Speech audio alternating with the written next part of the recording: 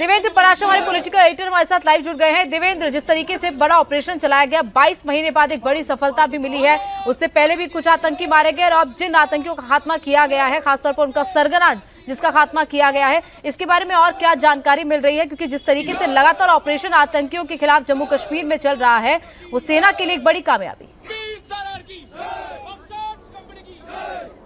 जी हाँ, सबसे बड़े कैच के हिसाब से अगर बात करें तो सैफुल्लाह इसमें सबसे बड़ा केस था। और आतंकवाद के खिलाफ अभियान के लिहाज से देखें तो जो मार्के की बात है, बड़ी चीज़ जिसे कहें वो ये कि पहली बात देखें कि कश्मीर में ऐसे ऑपरेशन बहुत होते थे। वहाँ पर जब आतंकवादियों को ख़त्म करना शुरू किया गया तो धीरे धीरे उन्होंने अपनी स्ट्रेटजी शिफ्ट की और जम्मू रीजन को ज़्यादा डिस्टर्ब करने की कोशिश की। और अगर आप देख रही हैं कि अब जम्मू रीजन में भी हमारे सुरक्षा बल वैसे ही बड़े अभियान के तहत आतंकवादियों को मार गिराए गए हैं, जैसे इस केस में नजर आया ऑपरेशन त्रासी के तहत। और पुंछ और राजौरी के इलाके की बात कर लें या कठुआ की, कि कुछ और भी ऐसे आतंकवादियों के ग्रुप हैं जो कि ऑलरेडी सुरक्षा बलों के निशाने पे हैं। लगातार उनकी घेराबंदी की जा रही है और आगे आने वाले कुछ दिनों में वहां भी आपको नजर आएगा, वो फिगर भी नजर आएगा कि किस प्रकार से आतंकवादियों को मार गिराया जा रहा है जम्मू रीजन में ही।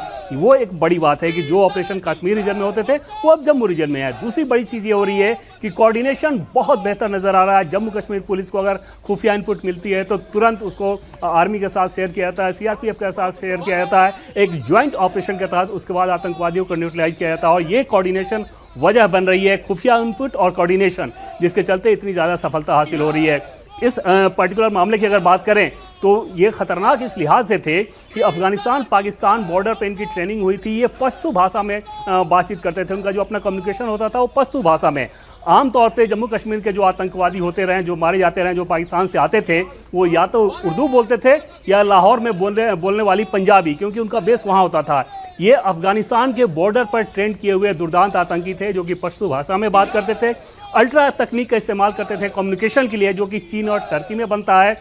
और उसमें जो इन लोगों ने ग्रुप बनाया था, अजरील नाम का ग्रुप बनाया था। अजरील का मतलब ये होता है इस्लाम के हिसाब से कि अल्लाह जिनकी मदद करता है। तो समझा जा सकता है कि किस प्रकार से अपने दिमाग में जहर भरकर ये विदेशी आतंकी, ये पाकिस्तानी आए हुए थे जम्मू कश्मीर में और जम्मू रीजन को डिस्टर्ब करने की कोशिश कर रहे थे।